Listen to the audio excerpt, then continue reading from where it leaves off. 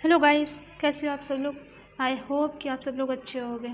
ठीक है, मैं आपको नौ पाषाण काल के बारे में पढ़ाऊँगी, जिसका इसका डेट है 6000 से लेकर 2000 BC के बीच का पीरियड है। ठीक है, जिसमें से मैं आपको मेहरगढ़ के बारे में, बुर्ज होम, मतलब साक्ष्य हमको कहाँ कहाँ से मिले। पहले तो मैं ये आपको बताऊँगी कहाँ से हमको क्या मिला, क्या उसको याद रखना है कितना, वो मैं पहले बताऊँगी। फिर इसके बाद में आपको टूल्स कहाँ से मिले इसके बारे में बताऊँगी।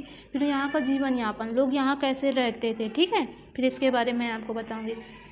जैसे ये हमारा नवपाषाण काल, पाकिस्तान की बात की जाए, पाकिस्तान में बलूचिस्तान का एरिया है। वहाँ से हमको मेहरगढ़ से साक्ष्य मिले। मेहरगढ़ एक हमारा साइट है, वहाँ से हमको क्या क्या मिला है, मैंने यहाँ आपको जो भी हमको मिला है, जो भी हमको यहाँ से मिला मैंने वहाँ आपको बता दी। जैसे हमको मेहरगढ़ से यानी कृषि के साक्ष्य मिले हैं। यहाँ से हमको मेहरगढ़ से कृषि में हमारा गेहूँ, जौ, कपास, इसके साक्ष्य मिले हुए हैं। और हमारा पशुपालन के साक्ष्य भी मिले हैं, जैसे भेड़, बकरियाँ, इनके साक्ष्य मिले हैं। और यहाँ से हमको आयताकार मकान मिले हैं, वो भी कच्ची ईंटों के बने हुए थे। और मेहरगढ़ की बात हो रही, याद रखना, ये नवपाषाण काल की बात हो रही है हमारी। हेलो गाइस, कैसे हो आप सब लोग। आई होप कि आप सब लोग अच्छे होंगे। मैं आपको नवपाषाण काल के बारे में बताने जा रही हूँ, जिसका टाइम पीरियड है हमारा 6000 BC से लेकर 2000 BC के बीच का। यहाँ तक हमको नवपाषाण काल तक यानी नवपाषाण काल के साक्ष्य मिले हैं। सबसे पहले मैं आपको बताऊँगी इसमें साक्ष्य कहाँ से मिले, फिर हमारे टूल्स यहाँ कौन कौन से यानी उपकरण कौन कौन से मिले थे। दूसरा फिर तीसरा मैं आपको बताऊँगी कि हमारे यहाँ पर जो नवपाषाण काल के लोग थे वो कैसे रहते थे, उनका जीवन यापन कैसा था, उसके बारे में पढ़ेंगे। पहला हम साक्ष्य की बात करें, साक्ष्य का मतलब साइट्स हमारी कहाँ कहाँ मिली है। जैसे पाकिस्तान का एक बलूचिस्तान का एरिया है मेहरगढ़ में क्या क्या हमारा इंपॉर्टेंट है ये हमको यहाँ बताया गया है। जैसे मेहरगढ़ से हमको कृषि के प्राचीनतम साक्ष्य मिले। कृषि में हमारा गेहूँ, जौ, कपास, यानी मेहरगढ़ से हमको कपास के भी साक्ष्य मिलते हैं, याद रखना, गेहूँ, जौ, कपास। और यहाँ से हमें पशुपालन के भी साक्ष्य, भेड़ बकरियाँ, यहाँ से हमें पशुपालन के भी साक्ष्य मिल रहे हैं, याद रखना। नवपाषाण काल से हमको पशुपालन के साक्ष्य मिल रहे हैं। और यहाँ से हमको आयताकार मकान, वो भी कच्चे ईंटों का बना हुआ। और यहाँ से हमको क्या है, जो मानव था ना, बकरी के साथ, मतलब मानव को बकरी के साथ दफनाया जाता था। इनाम गांव में हमको ऐसा एक साक्ष्य मिला है। और यहाँ से हमको क्या हुआ है, पोट्री मिली थी, ब्लैक बर्निंग रेड, ये वाली हमको पोट्री मिली थी। ग्रे वेयर की मिली थी, मेट इम्प्रेस्ड वेयर मिले थे। मतलब पोट्री यहाँ से हमारे मृत भांड जिसे हम लोग बोलते हैं, यहाँ से हमको मिलने लगे थे। ये है, इसका मैंने डेट बोला है 6000 होना चाहिए, अब सही है 6000 BC। यहाँ से हमको मेहरगढ़ से हमको साक्ष्य मिल रहे हैं।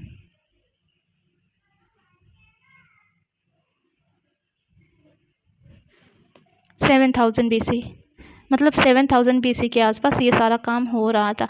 यहाँ से हम लोगों ने नवपाषाण काल के बारे में बता दी। जैसे कश्मीर से हमको साक्ष्य मिले 2500 BC के आसपास, 2500 BC के आसपास, जिसमें से हमारा एक बुर्ज होम,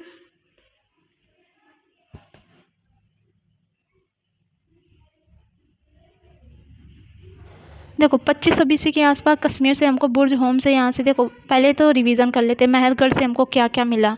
ये सबसे ज़्यादा ज़रूरी है, हम जितना पढ़ेंगे उतना रिवीजन करते जाएंगे। जैसे मेहरगढ़ से हमको कृषि के साक्ष्य मिले, जिसमें गेहूँ, जौ, कपास हो गया। हमको फिर इसके बाद में मेहरगढ़ से हमको पशुपालन के साक्ष्य मिलने लगे। और वहाँ पर लोग कैसे मकान बनाते थे, आयताकार मकान बनाकर रहते थे। बकरियाँ जो होती थी मानव के साथ दफनाई जाती थी।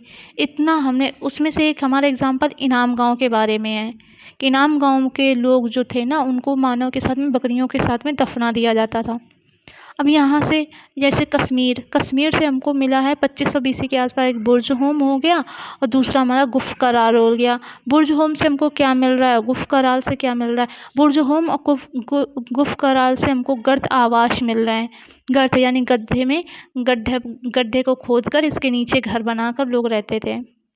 जैसे ये हमारा भूमि हो गई, यहाँ से लोग खोदते थे, खोदने के बाद में ऐसे कर लिया, फिर यहाँ पर घर बना लिया लोगों ने।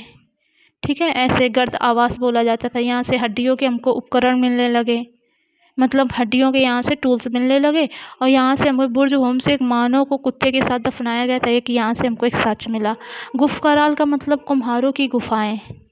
ठीक है, अब ये विंध्य क्षेत्र, विंध्य क्षेत्र में हमारा एक मतलब ये हमारा जो विंध्य क्षेत्र का एक एरिया बेलन नदी घाटी है, यहाँ से एक साइड है कोल्डी हवा, जहाँ से हमको चावल के साक्ष्य मिल रहे हैं। चावल के साक्ष्य हमको कोल्डी हवा से मिल रहे हैं। पहला मेहरगढ़, बुर्ज़होम, गुफकराल और एक हमारा कोल्डी हवा। अब बिहार, अब देखो यहाँ से हमारा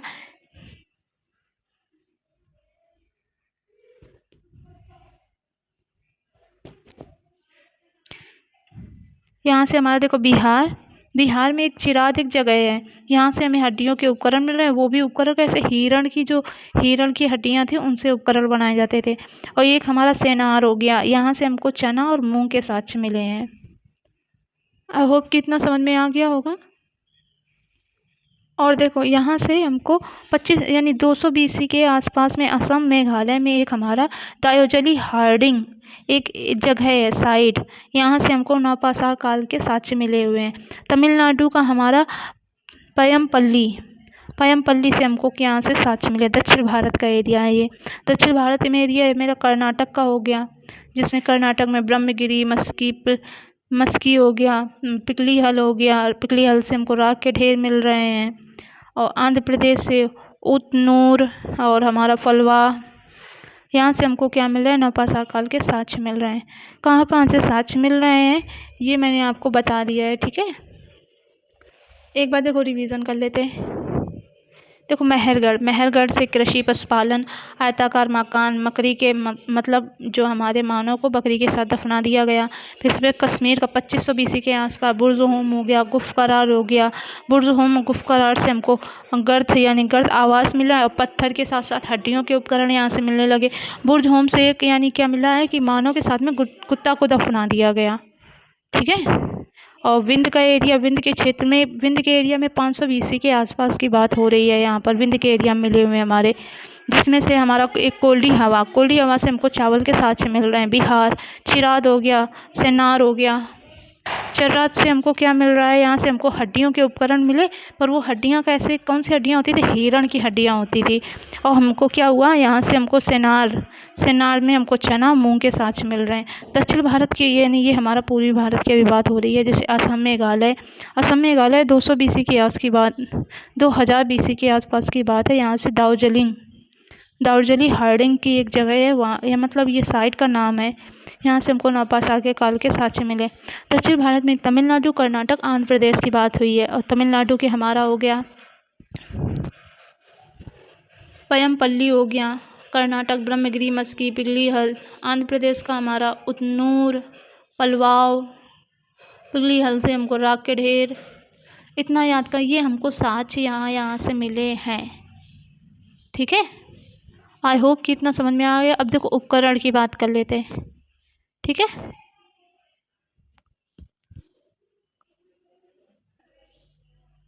अब हम उपकरण की बात करते हैं। यहाँ से हमको कुड़ाली, छेनी ये सब मिल रहा है, पर यहाँ से क्या हो रहा है, हमको पॉलिशदार उपकरण मिल रहे हैं। जीवन यापन की यहाँ से बात की जाए तो हमारा नौपाषाण काल का इनका जीवन यापन में कुछ ऐसे परिवर्तन हुए, बहुत ही महत्वपूर्ण परिवर्तन हुए। तो इसलिए यहाँ बोल दिया गया कि इस परिवर्तन को नवपाषाण क्रांति के नाम से भी जाना जाएगा, मतलब लोग जानेंगे। यहाँ से क्या हुआ कि मानव अभी भी शिकार कर रहा था, खाद्य संग्राहक था, और साथ में कृषि पशुपालन के जीवन में भी, यानी ये कृषि भी कर रहे थे, पशुपालन भी कर रहे थे। यहाँ से क्या हो गए, जो मानव थे ना, उपभोक्ता के साथ साथ उत्पादक भी ये लोग बन गए। मतलब उपभोग यानी खा रहे हैं, खाने के साथ साथ ये मतलब कोई चीज़ प्रोड्यूस भी कर रहे हैं, ठीक है। कंज्यूम भी कर रहे हैं, प्रोड्यूस भी कर रहे हैं। और हमारा यहाँ से क्या क्या साक्ष्य में, और मतलब यहाँ का जीवन यापन, पहला यहाँ से एक हमारा नवपाषाण क्रांति के बारे में याद करना। और यहाँ के लोग अभी भी शिकारी, खाद्य संग्राहक थे, साथ में कृषि पशुपालन के साक्ष्य मिलने लगे। और हमारे उपभोग के साथ साथ, ये जो मानव थे उपभोग के साथ साथ उत्पादक भी थे। जो मैंने हाईलाइट किया है बस इसी से स्टोरी बना लेना है हमको।